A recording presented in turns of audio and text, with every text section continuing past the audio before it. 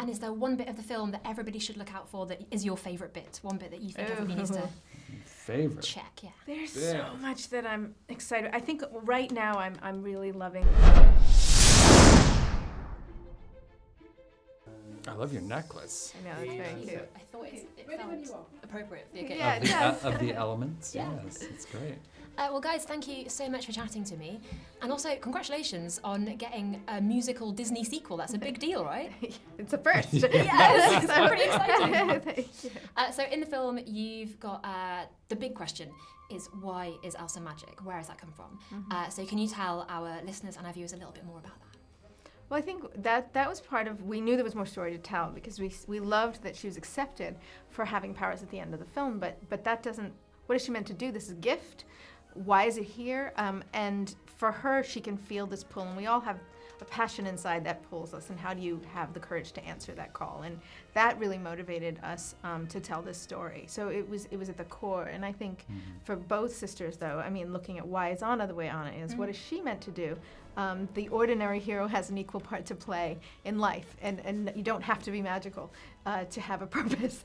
So I think having the parallel of these two sisters now together, able to find their place in the world, was a big drive for us. And also, it's quite interesting to see a film that doesn't have like an obvious villain. Was that kind of hard to create, that story, or was it quite nice to not have that construct? Yeah. It's actually nice not to have it. And it kind of carries over from the first film, too. We didn't have a major... Hans was a baddie, but it was... Fear was the villain, really. He was thematic. I know, he's... but I think that's it for us. And there's so many antagonistic forces along the way.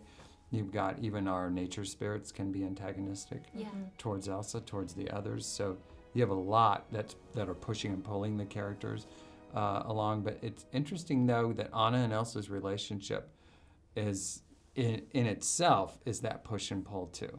You know, there's so much electricity between the two of them that there's a lot going on there, and sometimes you don't need much more than that. It's their dynamic, yeah. We love that, like, thematically, you know, this is about growing up, facing change, and often in life, sometimes there isn't one villain. It's all these obstacles and navigating those and having to listen to yourself as you do.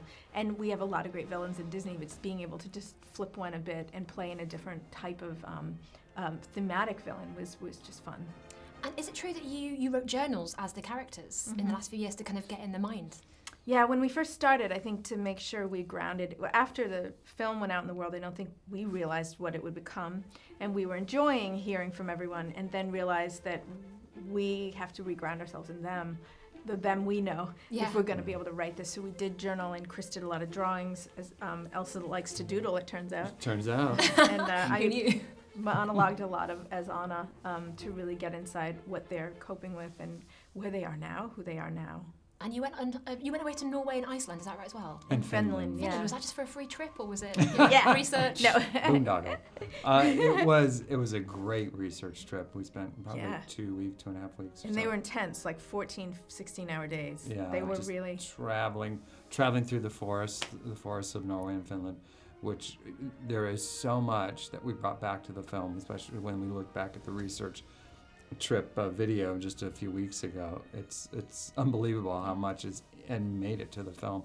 The look of the forest, the look of some of the other sequences with Elsa, especially like on the beach when she's from Iceland, tackling the water and the waves, and there's glaciers and everything. So there were so many things about that trip that inspired us, and story things happened along the way too, very inspirational moments. And is there one bit of the film that everybody should look out for that is your favourite bit? One bit that you think everybody needs to check? Yeah. There's so much that I'm excited. I think right now I'm really loving Elsa's second song sequence, but part of that's because we just finished that one just like a month and a half ago. New. We had to wait to finish the rest of the film to render this one. It was so complex. Oh wow! But I think it's such a I was just so in awe of her in that moment, and it was a powerful scene, unlike anything I'd ever seen But we just, so maybe it's Just finished. partly because I'm so excited to On the other finally see side it. of that, this is the 180 from that